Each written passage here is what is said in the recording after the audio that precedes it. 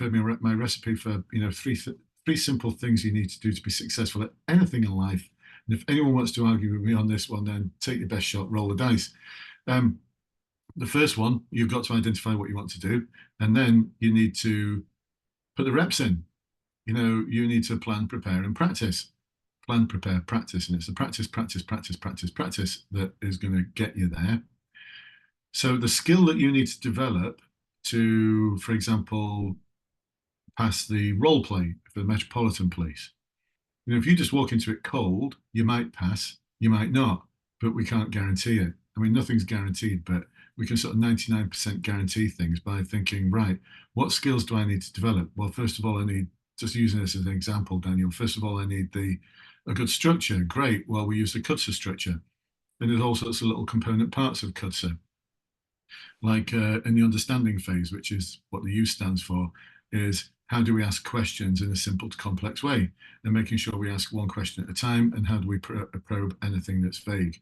Those skills don't come overnight. So you need to put the reps in. You need to practice that element and every other element of the role play. And every time you practice, you put the reps in, you practice, go back over it and think what went well, what didn't go well, what can I improve? So the first part is volume. You need to put the reps in. The second part is skills. You need to identify what skills are needed and then how you're going to improve on them, and go about, take the uncomfortable action to improve on them. And then the third one is time. You need to do this consistently over a period of time. So let me ask you, Daniel, is there some sport that you like? Let me just use that. Yeah, I love football.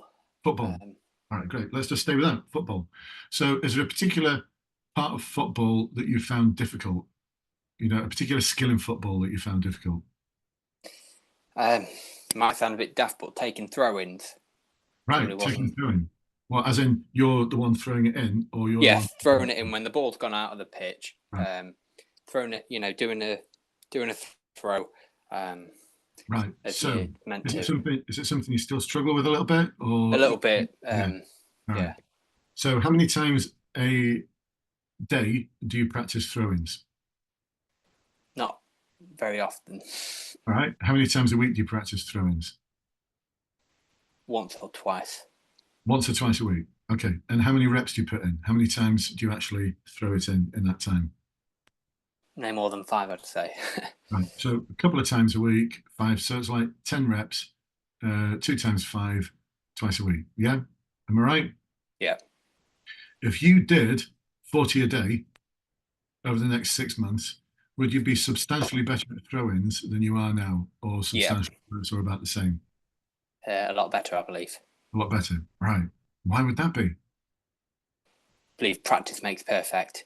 Yeah, practice makes perfect. Yeah.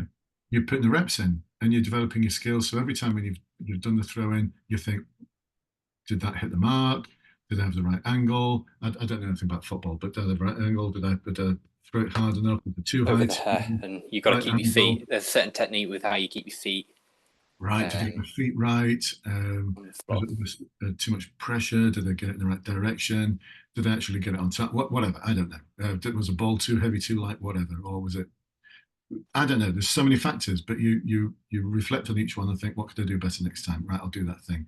But then that thing doesn't come straight away. You've got to practice like 20, 30 times before it starts seeing some improvement. And you need to do that over a period of time, which is why I don't think anyone can come back and say, actually, if I did the thing that I need to work towards, that needs a certain skill, if I don't think anyone would argue with me that if you did every day and took that uncomfortable action on a daily basis and practiced on a daily basis, that you won't be substantially better in 6 months' time or even 6 weeks' time. And that's why it's such a simple recipe for anything in life, but people just don't do it. Most people just don't do it, which is why they don't succeed in things, and why, going back to your original question, why things are hard. So as a detective, when I was a detective, how many times do you think I tried to hone and practice my interview technique? Like a week, for example, or a day? Months, years. Yeah. Months and years. It's in when you were actually a detective, not your interview for the role. Well, no, not to interview for the role, but when I was a detective, practicing my interview skills, Right. Yeah. Months and years, months Yeah. and years, Months and years. Yeah. continuously taking every opportunity to interview the most complex prisoners, the most challenging ones, so I could hone my skills, and putting the reps in and doing it over a period of time. And it's the only way to do it.